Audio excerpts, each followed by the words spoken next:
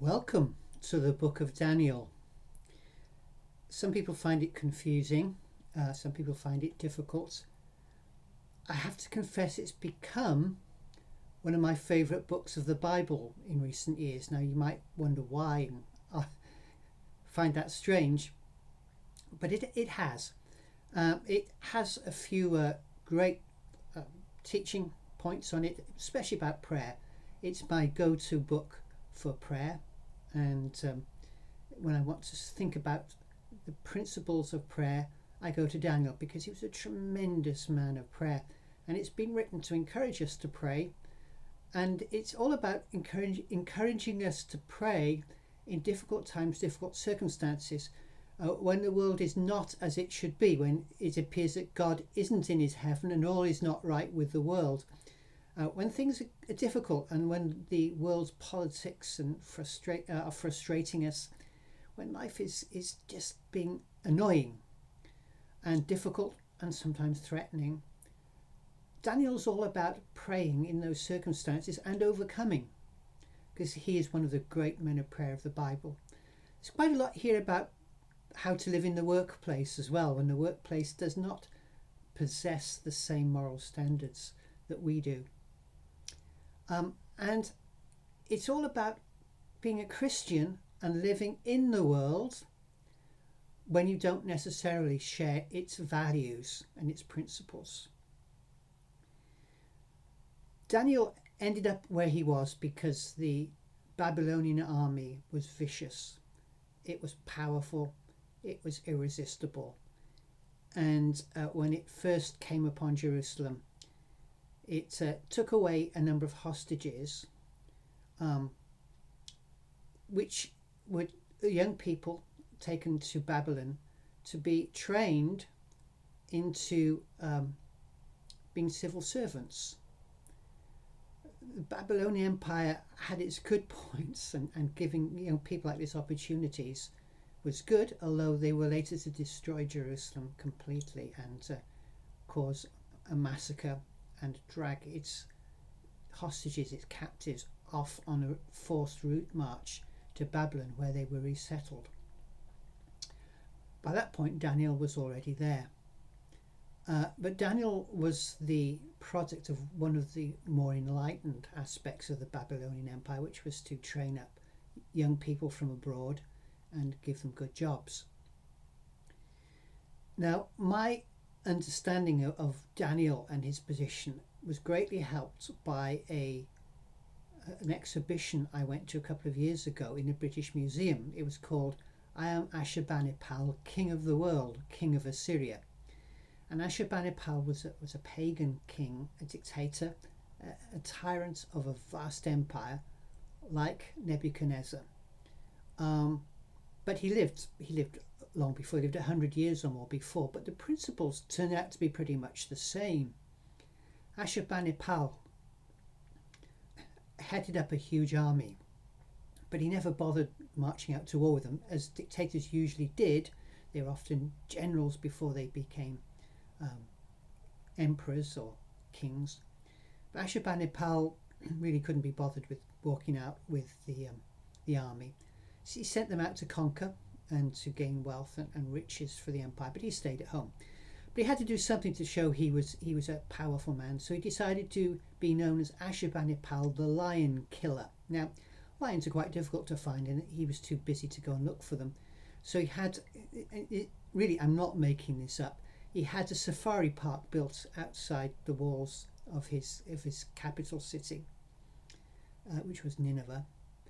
And he kept lions there, and from time to time he would sortie out, protected by quite a hefty bodyguard, and he would kill a few lions to show that he was the Lion King. He was a great man, a great powerful man to be aware of. If he could kill lions, he could kill you. Now, of course, it's no good just killing a lion. You've got to show pictures of it to the world. You've got to post it on Instagram or Facebook or Twitter or TikTok or whatever. None of those had been invented. So he resorted to the nearest media outlet, which was to employ a small army of stonemasons, and they carved pictures of his exploits and the stories of them into great walls of stone, which are now in museums, which is how I came to see them in the British Museum in London. And there he is, killing a lion and telling you all about it, and showing how he very nearly got killed by a lion which crept its way past his bodyguards at one point. And that was Ashurbanipal, the lion killer. Now, that probably doesn't interest you very much. But what's interesting, I find, is that in one of the carvings, you see a picture of him with a scribe's pen in his belt. Not what you'd expect. But it turns out that Ashurbanipal was very proud of his library. And he was very proud that he could read and write. And not only that he could read and write, but that he did read a lot. He had a vast library, which was his pride and joy when he wasn't killing lions. And he read the books. Now, I got interested in what were the books he was reading. Now, obviously, it wasn't Ian Rankin or Charles Dickens or William Shakespeare or the like. His books were mainly about medicine, what to take for your ingrowing toenail or chest infection or whatever. There was also a lot of books on how to predict the future, because the ancient kings relied heavily on people who could predict the future. They wouldn't take a decision without calling upon the gods to reveal to them the way forward. There were various ways to do that. One was to kill an animal and look at its liver or its intestines. So if you wanted to know where to invest your money, whether there was going to be a no-deal Brexit or a deal Brexit, and you wanted to invest on the stock market, you'd call in an expert who would butcher an animal, look at its intestines or its liver, and tell you whether Boris was going to get a deal or not. And that was quite a large industry. And when an army was marching, had to decide whether to go right or left to conquer this city or that conquer that city, they would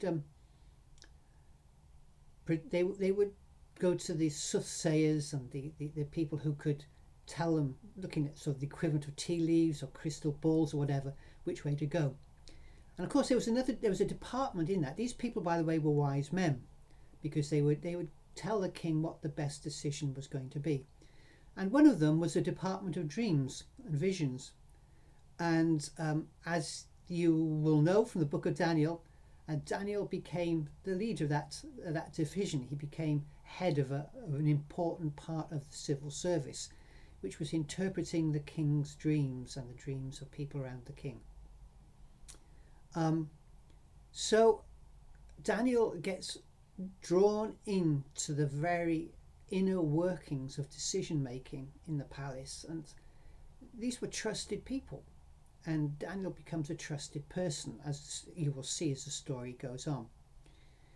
Now this is kind of strange, because the king of Babylon, Nebuchadnezzar, was a pagan, had no interest at all in serving God, although as you know the story, and the story unfolds, he gets a very good insight into God's ways and purposes. But Daniel is living in a hostile environment. These were people who conquered his city and were going to destroy it, in fact, and Jerusalem was going to remain destroyed for over 100 years after what Nebuchadnezzar's armies did to it. But during this time, the prophet Jeremiah sent a message to people like Daniel who were exiled in Babylonian city. And he said this in Jeremiah 29 verse 7. Seek the peace and prosperity of the city to which I have carried you into exile. Pray to the Lord for it, because if it prospers, you too will prosper. Interesting, it's not full of hate, it's not full of seeking revenge. This is what it is. You need to pray for the people around you, even though you don't share their values and you don't share their beliefs. Pray for them. Pray that they are touched by God's grace and goodness and prosperity. So we find Daniel. He's working for a kingdom that, frankly, is not an equal opportunity employer. He's working for an emperor, an empire that is not concerned with workers' rights. In fact, workers have no rights. They don't have trade unions, and they're vulnerable to bullying, vulnerable to pressure, and vulnerable to death. There's a line in Hilary Mantel's book about Thomas Cromwell that your future, your life depends on the king's next breath. So Daniel is made to work in the civil service for a government with which he has no sympathy whatsoever. A government that's an enemy, but he has no choice. And Daniel, like Jeremiah, however, is a wise man, and he sees through the immediate emotions and sees that in the end, helping and doing well will make not only his life prosper, but those of the people around about him. Now, this can be difficult. Some years ago, in one of my churches, we had a series of prayer meetings. We decided that we would pray for people in their workplace. And we would pray for them to prosper and to have opportunities to share their faith with those round about them. So we set out a series of prayer breakfasts a few times a year, when we'd turn up very early in the morning and we'd have breakfast, and breakfast would be on the go until 9 o'clock. And people would pop in on their way to work. They wouldn't stay for the whole time. They'd pop in and we'd pray for them, and they'd share with us their workplace and what was going on. We'd pray for them, we'd pray for their work colleagues, and we'd bless them in God's name. And then the people would slip out well fed and well caffeinated, and they would go to work. And we'd get reports back, and at the beginning it was fantastic. We were just seeing answer to prayer after answer to prayer, and their workmates were getting blessed, and things were going great. But the series of prayer meetings came to an end. In the end, I pulled the plug, and the reason was this: that one time somebody turned up, and instead of praying for their workmates, giving us items for prayer, just began moaning about how dreadful, how rotten their workplace was, how awful the organisation they worked for was, and everything. And everyone else began to chip in. Oh yeah, the organisation I work for is rubbish, and the people are this, and there's harassment going on, there's this. And I was trying to say, well, yeah, but that's why you're there. I mean, God's put you there for a purpose. You can actually have a hand in changing that. But the message never got through. And so these beautiful early morning prayer meetings degenerated into a moan about the workplace, and the miracles stopped happening. And in the end, I pulled the plug because there was no point. Nothing was resulting from them. And that is in complete contrast to the book of Daniel, because Daniel prays about it. And his friends are put in this position that they're being asked to meat that's been sacrificed to idols, and they're not happy with it. And so they're people of prayer. They pray about it, and then they go to the people in charge. And I love this. They avoid confrontation. They avoid ultimatum. They go and talk it through. And they give the people they're talking to a way out that's honourable. He doesn't put the man in charge of him on the spot. He says, well, let's try it our way for a few weeks. And if our way doesn't work out, we'll go back to do it your way. And that's great, because that way his boss doesn't lose face. His boss gets the chance to pull the plug if it doesn't work out. His boss knows that there's an easy way out of this if it doesn't work that won't cause him problem with his bosses, with the hierarchy. So Daniel gives him an opportunity to get out of the deal if it doesn't work.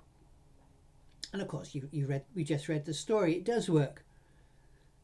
And I love this because it relies on God. Daniel puts himself on the spot, but in a sense he puts God on the spot as well. If God doesn't come in and he and his colleagues don't look healthier in a fortnight's time, then he loses. So there's a sense here in which Daniel puts himself on the spot rather than his boss. And put himself on the spot depends on trust in God. There was no guarantee it would work, and it did work. So this is the introduction to the book of Daniel. We're meeting a man in a hostile environment who prays his way through it and becomes to be a man of importance, a man of influence, a man of honour, a man who is going to be known throughout the centuries as a man of prayer. And it begins with his wisdom that's come from upon high. As God says, yeah, you're in a tight spot, Daniel, but just go carefully. Be as patient and as tolerant as I am. Don't put people on the spot. Don't create ultimatums. Give people the chance to get out of things if they can, if they need to be. Just don't force people. Don't force your faith down people's throats. Quietly let God do a miracle and let God show his power. The rest of the book, it gets difficult towards the end, but the rest of the book I think is a fantastic answer to prayer for Daniel and his friends. I do hope you come to love it as much as I do.